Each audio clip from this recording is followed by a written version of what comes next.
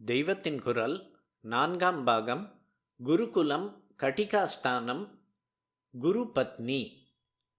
ஆனால் சத்தியகாமருடைய பத்னிக்குத்தான் அதற்கு மேல் பொறுக்க முடியவில்லை. அவள் அவரிடம் போய், இந்த பிள்ளை நல்ல பிரம்மச்சரியத்தோடு தபஸோடு இத்தனை வருஷம் உம்முடைய அக்னிகளை போஷித்து வந்திருக்கிறான். நீரானால் அவனுக்கு பாட்டமே சொல்லித்தர காணும். இந்த அக்னிகள் உம்மை சபிக்காமல் இருக்க வேண்டுமானால் இந்த சாது பிள்ளைக்கு இப்போதிலிருந்தாவது பாடம் ஆரம்பியும் என்று சண்டைக்கு வந்து விட்டாள். சண்டை என்றாலும் அதிலேயும் ரசம் இருக்கிறது. அவள் சொன்னதிலிருந்து அநேக ரசமான விஷயங்களை தெரிந்து கொள்கிறோம். முதலில் குரு பத்னி என்பவள் எப்படி குருவை விடவும் சீஷ பிள்ளைகளிடம் வாஞ்சையோடு இருந்தாள், அகத்தை விட்டு வந்த குழந்தைகளுக்கு எப்படி அம்மாவாக இருந்தாள் என்று தெரிகிறது. தர்ம பத்னிகளில் உள்ள 2 தினசில் ஒன்றும் இங்கே தெரிகிறது. பத்னியின் தர்மம் புருஷன் சொல்வது தர்மமா அதர்மமா என்றே பார்க்காமல் அதன்படி செய்ய வேண்டும் என்று கருதும் பதிவிரதைகள் ஒரு தினுசு. நளாயினி இப்படித்தான் அழுகி சொட்டும் புருஷனை அவனுடைய இச்சா பூர்த்திக்காக தகாத இடத்துக்கு தூக்கி கொண்டு போனாள். இன்னொரு தினுசு, பதியானவன் தர்மத்திலிருந்து தப்பிவிடக்கூடாதே என்ற விசாரத்தில் அவனுக்கே தர்மங்களை நினைப்பூட்டுவதுதான் பத்னியின் கடமை என்று கருதும் பதிவிரதைகள்.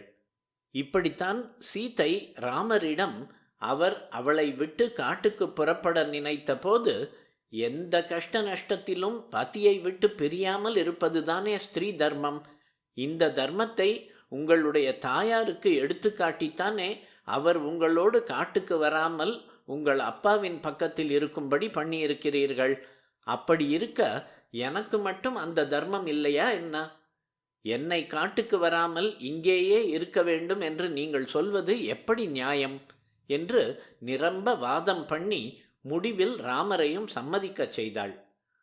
அக்னி கோபித்து கொண்டு விடும் என்று சத்தியகாம ரிஷியின் பத்னி அவரிடம் சொன்னது, உம்மாச்சி கண்ணை குத்திவிடும் என்று குழந்தைகளை நாம் பயமுறுத்துகிற மாதிரி இல்லை.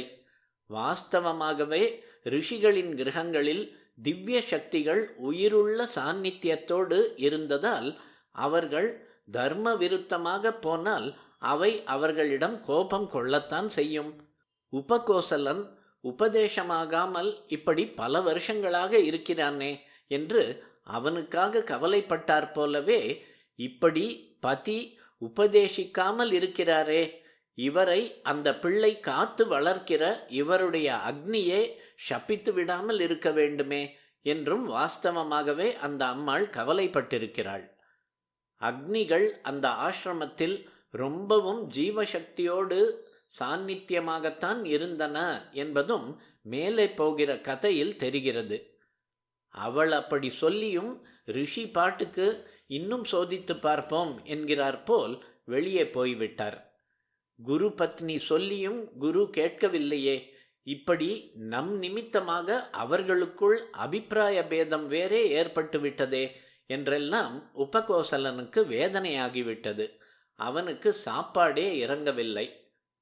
ஏண்டா குழந்தே, சாப்பிடாமல் இருக்கே என்று குரு பத்னி விசாரமாக கேட்டாள்.